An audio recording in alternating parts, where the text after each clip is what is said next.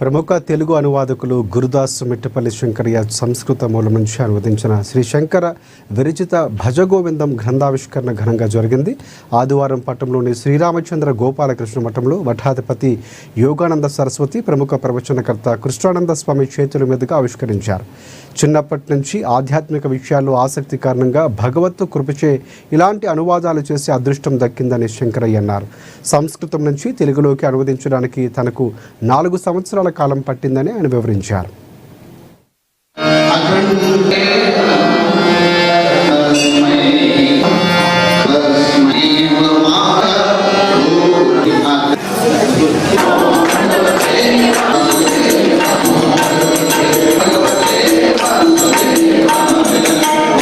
నా పేరు గురుదాస్ మిట్టపల్లి శంకరయ్య.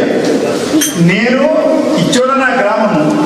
నేను ఇక్కడ ఇది నన్ను ఒకటి ఏంటి అంటే నాకు చిన్నప్పటి నుంచి దైవ దీన్నంటే ఇల్లుంది అంటే దాని మీద అపేక్ష. అందుగురించి నేను హరిపాఠం అనే పుస్తకం రాశాను. హరిపాఠం అని రాసిన తర్వాత ఇది కూడా ఏంటంటే నామం మీద ఉంది కదా అని నేను దీన్ని మళ్ళీ రీసెర్చ్ చేసిన. అది 4 సంవత్సరాలు రాసిన. ఇది కూడా 4 సంవత్సరాలు పట్టింది నాకు రాష్ట్రానికి.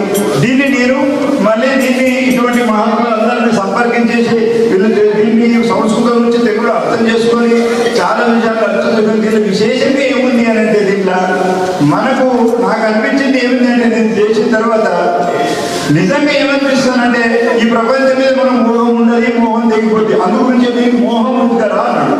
ఈ మోహాన్ని